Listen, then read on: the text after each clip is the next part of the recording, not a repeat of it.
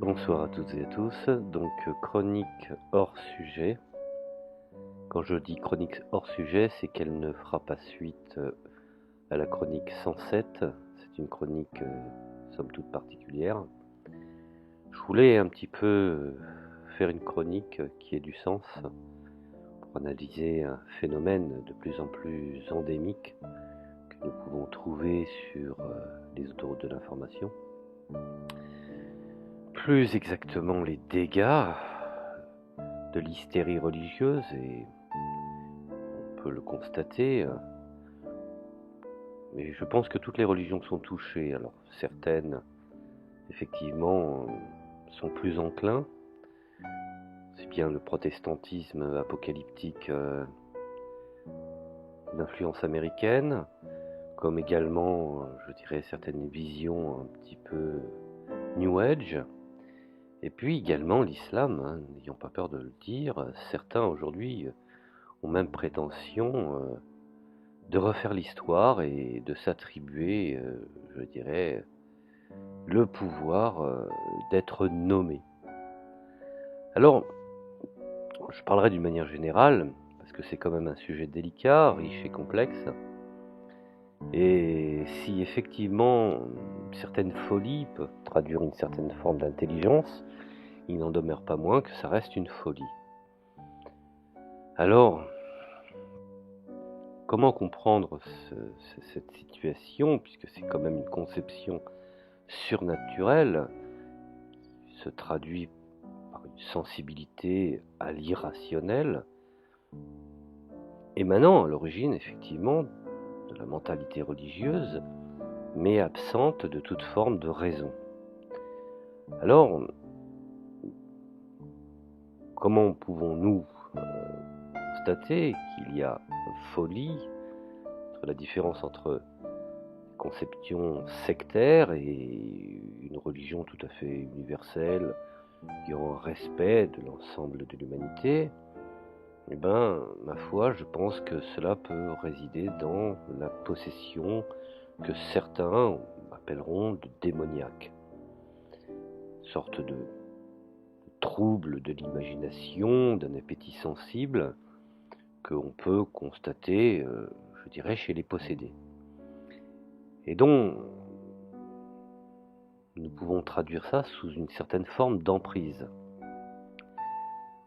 Alors certains traduisent ça par, je dirais, être envahi par le malin, et qui se meut et qui agit en lui, et qui parle à son gré et transforme complètement sa personnalité.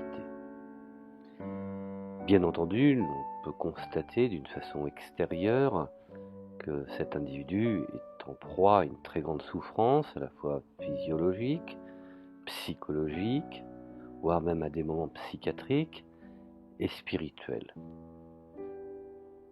Les symptômes sont, je dirais, extrêmement visibles, qui se traduisent par un état extrême d'agitation, de tremblement, de paranoïa, d'acrobatie et de contorsions diverses, de cheveux ébouriffés, de jeux de mains, de tics et de tocs, ce que j'appelle des comportements compulsifs ou en flammes, et également n'hésitant pas à utiliser le blasphème pour étayer ses propos. Bien que dans tout cela, nous pouvons traduire dans une voie raisonnable comme étant tout à fait incohérent,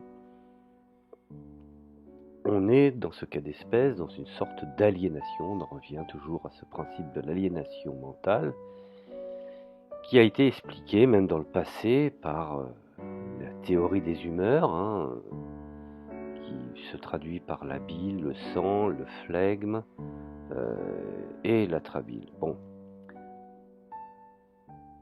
Dans ce comportement, nous pouvons traduire des tempéraments immoraux qui découlent, bileux, sanguins, flegmatiques, mélancoliques, traduisant à la fois de la miséricorde et de la haine, sorte de maladie mentale résultant d'un déséquilibre moral, par par un tempérament qui en conditionne, je dirais, les manifestations. Nous pouvons également voir que cela entraîne une atteinte cérébrale touchant, selon la forme de la maladie, je dirais, énormément de comportements, je dirais, irrationnels. Ce qu'on peut constater chez certains, c'est qu'il y a une frénésie qui est due à un mélange, je dirais, extrêmement précoce, et spécifiquement, je dirais, qui traduisent des états spécifiquement psychiatriques, c'est-à-dire sans qu'on puisse affiner davantage le diagnostic rétrospectif. À tous les troubles mentaux, le délire est important et saisissant quand même une certaine rationalité dans la société dans laquelle il vit, pour toucher des sujets dont il sait qu'il aura des réactions. Alors ce qui est assez étonnant, c'est que dans cette attitude, nous trouverons également où l'individu sera fiévreux, tremblant, abattu, amnésique et délirant. Il s'agit, je dirais, probablement de troubles d'abord psychiatriques, ce qu'on appelle la stupeur catatonique, confusionnelle ou mélancolique, sur lesquels se greffe un état infectieux. N'ayons pas peur de nous. Ensuite, la manie est généralement attribuée à l'embrassement, je dirais, et à la confusion d'une paranoïa extrêmement, je dirais, pointue. Alors comment pouvons-nous essayer de traduire ce genre de comportement qui aujourd'hui, cette société qui n'apporte plus réellement d'espoir ou de modèle, comment il est difficile d'apprécier aujourd'hui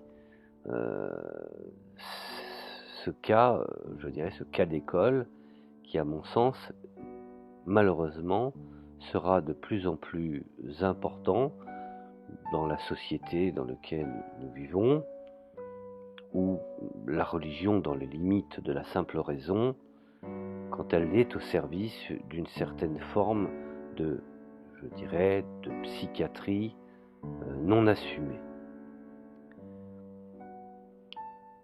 Je trouve qu'il est très dangereux de voir de plus en plus d'individus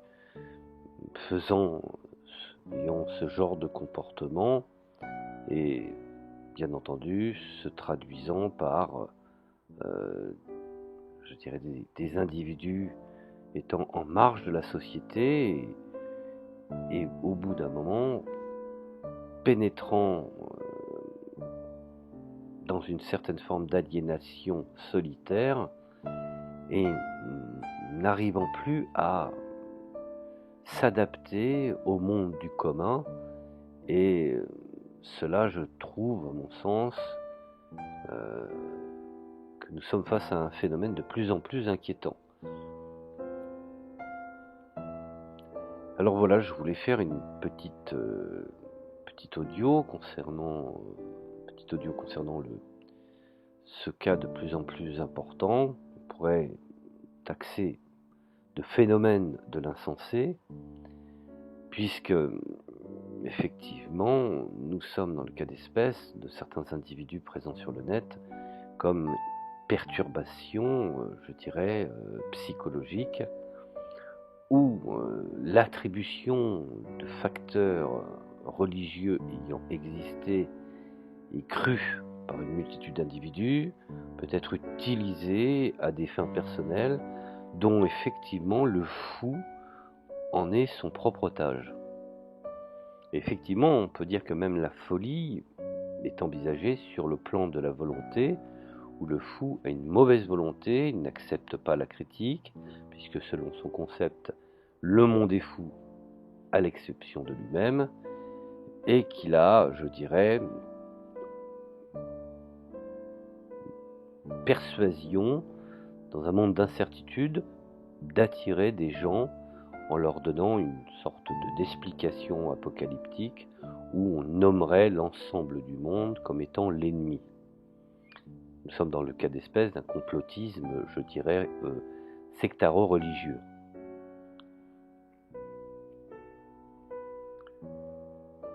Alors il n'y a pas de distinction faite entre je dirais, la vraie folie et la folie simulée, puisque dans tous les cas, il y a une altération coupable de la volonté.